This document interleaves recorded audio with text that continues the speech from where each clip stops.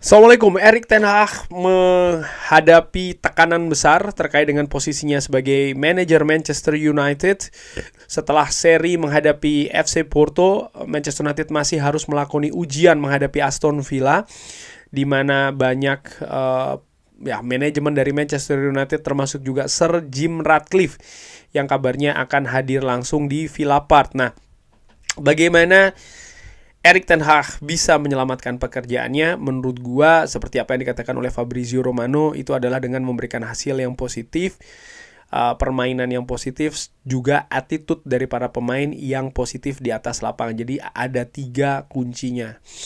Di video kali ini gue akan membahas secara ringan amatiran ya, secara teknis apa yang bisa dilakukan oleh Erik ten Hag. Gua menilai Manchester United selama beberapa pertandingan awal ini terlalu kaku dalam strategi berupa formasi. Formasi 4-2-3-1 yang menjadi andalan dari Erik ten Hag di musim pertamanya bersama dengan Manchester United, yang menurut gua sangat sukses ya. Overachieve di Liga, 3 besar, 1 trofi, 2 final, dan juga dengan gagah menurut gue berjalan di kompetisi Eropa. Di musim kedua ini berusaha untuk dirubah, dan menurut gue itu make sense.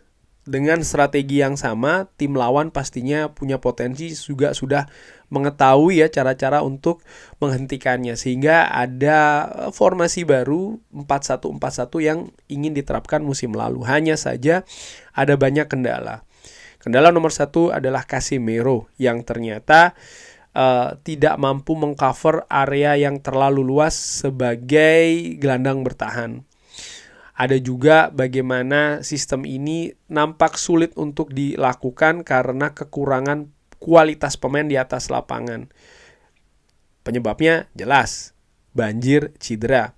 Sehingga misalnya pemain-pemain yang diproyeksikan bisa membantu Casemiro dalam menghadang serangan-serangan dari tim lawan, mungkin dengan back sayap yang ikut ke tengah, atau back tengah juga yang dengan posisi yang berbeda, ataupun juga pemain-pemain gelandang serang yang ikut membantu dengan posisi-posisi tertentu juga. Ini nyaris tidak bisa dilakukan secara rapi karena pemain yang silih berganti, harus dirubah-rubah ya, berganti-ganti. Pemahaman rutinitas ini menjadi tantangan besar musim lalu, sehingga situasi 4-1-4-1 menurut gua tidak berhasil dilakukan musim lalu.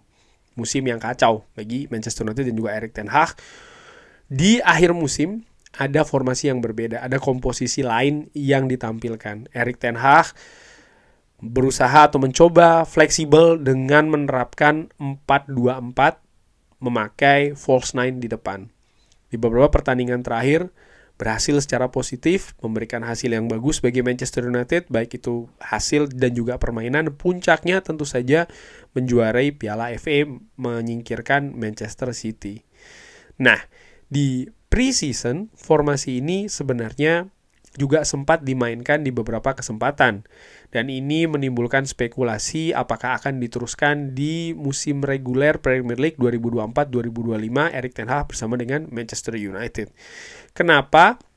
Karena komposisinya di musim ini berbeda. Ada misalnya Joshua Zirkzee yang didatangkan berposisi sebagai penyerang. Akan di mana dia di formasi 4-2-4, karena ya Bruno Fernandes ditempatkan menjadi salah satu false 9 di depan, dan pada saat itu proyeksinya mungkin akan diberikan kepada seorang Rasmus Højlund atau bisa jadi ke Mason Mount.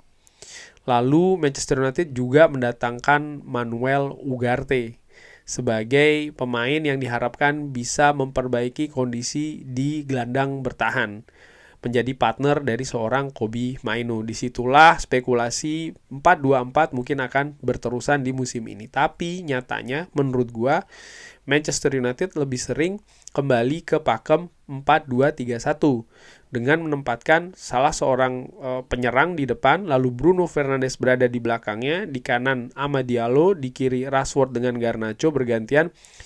Lalu ada komposisi gelandang pivot yang berganti-ganti antara Christian Eriksen, Kobbie Mainoo, Ugarte, serta Casemiro. Nah, Situasi seperti ini nampaknya balik seperti musim pertama menurut gua secara dengan amatiran. Dan seperti yang gua perkirakan juga, tim-tim lain nampaknya sudah bisa membaca situasi caranya untuk meredam hal ini di Manchester United. Arne Slot misalnya jelas memberi penekanan bahwa dua gelandang pivot dari Manchester United ini tidak bisa diberikan ruangan. Dengan cara apa?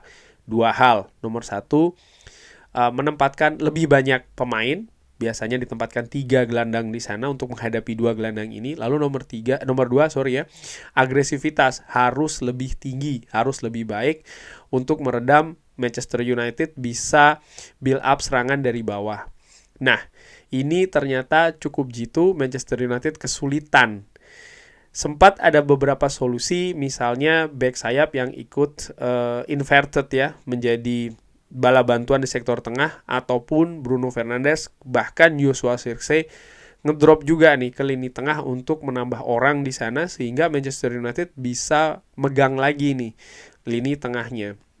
Lalu dilakukan juga perubahan yang berbeda dengan musim lalu, di mana gelandang bertahan ini sering sekali kewalahan ketika ada serangan-serangan balik yang cepat dari tim lawan, kalah jumlah bahkan. Ini dengan lebih aktif, back sayap, inverted ke tengah, juga gelandang serang yang lebih cepat melakukan transisi, sehingga ketika ada tim lawan melakukan serangan balik, ini bisa diusir dalam tanda kutip, tidak melalui jalan tengah tapi jalan pinggir. Dan diharapkan back sayap dari Manchester United, Diogo Dalot maupun Mazraoui ini bisa menghentikannya. Tapi kenyataannya back sayap ini juga tidak maksimal, terutama Diogo Dalot yang gua nilai menjadi salah satu titik lemah Manchester United di beberapa pertandingan terakhir, di mana ya secara natural juga Diogo Dalot posisi terkuatnya bukan di back kiri.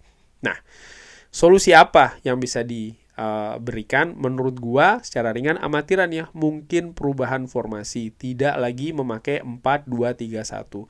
Ada beberapa pilihan. Nomor 1, misalnya memakai komposisi 3 back di belakang. Manchester United memiliki kedalaman yang cukup bagus nih di sektor back tengah misalnya, ataupun juga back sayap yang bisa dimainkan di 3 back tengah tersebut. Lalu distribusi dari 4 back ke 3 back maka bisa dialihkan ke lini tengah, sehingga lini tengah memiliki jumlah pemain yang lebih banyak, diharapkan juga bisa membantu ya mencari solusi ketika build up misalnya, ataupun juga menghadang serangan-serangan balik transisi cepat dari tim lawan. Itu bisa saja dilakukan formasi 3-4-1-2 dengan menempatkan Bruno Fernandes sebagai free roll di nomor 10, merupakan posisi terbaik dari Bruno Fernandes, dan kesempatan untuk memainkan double striker Joshua Zirkzee dan juga Rasmus Højlund.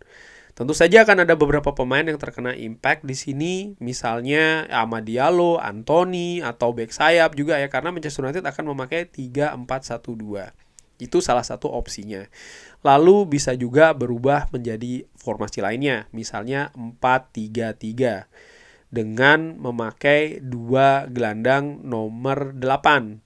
Dengan satu mungkin yang berfungsi 8 dan 6. Ini bisa ditempatkan oleh Casemiro dengan Bruno Fernandes ataupun Christian Eriksen secara bergantian nih. Ada yang nomor 10, ada yang nomor 8. Pemain-pemain lain seperti Ugarte, seperti Kobbie Mainoo bisa ditempatkan sebagai pelapis dari pemain-pemain senior ini. Dan 3 pemain di depan diharapkan juga memiliki pergerakan yang lebih fleksibel, tidak statis. Dan Manchester United memiliki banyak pilihan di sana. Jadi para pemainnya bisa dimaksimalkan betul nih komposisinya.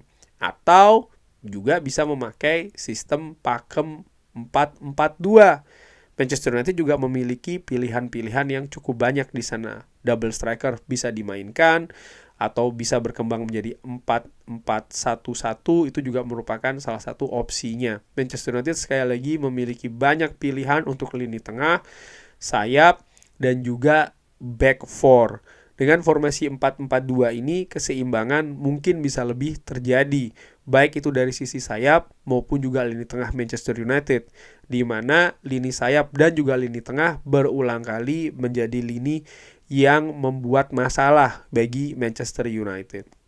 Tapi sekali lagi ini adalah pendapat secara ringan amatiran. Tentu saja ketika merubah formasi, merubah komposisi, ini juga membutuhkan waktu adaptasi yang baru, di mana ketika preseason nampaknya Erik ten Hag memiliki model yang berbeda ya.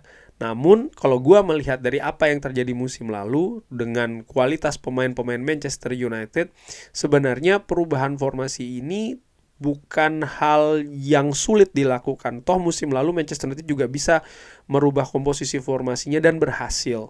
Tinggal bagaimana pendekatan ini dilakukan sehingga ada komunikasi yang baik ya. Pengimplementasian juga bisa maksimal di atas lapangan. Kurang lebih seperti itu. Bagaimana menurut Sobat Football United? Apakah ini dilihat sebagai salah satu solusi atau ada pendapat lain? Seperti biasa silahkan drop di kolom komen.